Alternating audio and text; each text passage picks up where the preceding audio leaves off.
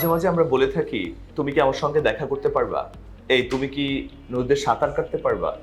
অথবা বলে থাকি, আচ্ছা তুমি কি এই প্রশ্নটার সমাধান করতে পারবা বা পারবে? আচ্ছা আমরা না পারি বা পারবে বা পারবো এই কথাগুলো বলে থাকি, এটার প্রকৃতপক্ষে ইংরেজিটা কি? আজকে আমরা সেই ইংরেজিটাই শিখতে যাচ্ছি।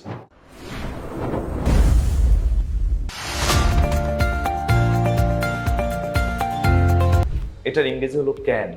ক্যানের যদি বাংলা করতে চাও তাহলে এটা বাংলা হয় পারি, পারা, পারবে, পারবেন, পারেন, এই অর্থগুলো প্রকাশ করে। তুমি যদি কখনো পারি, পারা, পারবো, পারবে এগুলো প্রকাশ করতে চাও তাহলে ইংরেজিতে না ক্যান শব্দটা লিখবা। ক্যান মূলত কোথায় কোথায় বসানো যায়, যেমন তুমি যদি কারো অ্যাবিলিটি প্রকাশ করতে চাও, সক্ষমতা সক্ষমতা প্রকাশ করতে চাও, তাহলে অবশ্যই তোমাকে এই ক্যান শব্দটা ব্যবহার করতে হয়।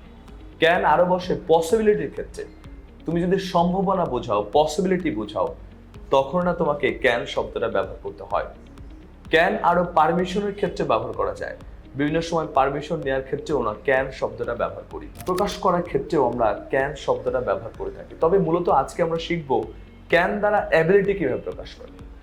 ধরো তুমি একটা কাজ খুব 100% ভালো পারো, মানে তুমি পারবাই, এরকম যদি কনফিডেন্স যদি 100% শিওর তুমি পারো, পারি, পারবো বলো, তাহলে তোমাকে না ক্যান শব্দটা ব্যবহার করতে হয়। যেমন তোমাকে বললাম আমি কফি পান করতে পারবো, তাহলে আই ক্যান ড্রিঙ্ক কফি। তাহলে তোমাকে বললাম আমি রান্না করতে পারবো, তাহলে আই ক্যান কুক। তোমাকে বলা হলো যে আমি ফুটবল খেলতে পারবো, তাহলে কি হবে বলো তো?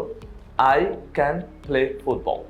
এছাড়া যদি তুমি বলতে চাও যে সে ইংরেজিতে কথা বলতে পারবে, তাহলে he can speak in English. এভাবে না তুমি অসংখ্য বাক্য তৈরি করতে পারবা এই ক্যান দিয়ে। তো মনে রাখবা ক্যান অর্থ পারি, পারা, পারবো। ভার্বের সাথে যদি পারি, পারা, পারবো যোগ হয় তাহলে ক্যান আনতে হবে। এরকম যদি ইংরেজি শিখতে চাও তাহলে ইংলিশ টক স্কুলের সাথেই থাকো, আমাদের পেজটাকে ফলো দিয়ে রাখো, আর ইউটিউবে গিয়ে অবশ্যই সাবস্ক্রাইব করে রাখো। দেখা হচ্ছে নেক্সট ভিডিওতে।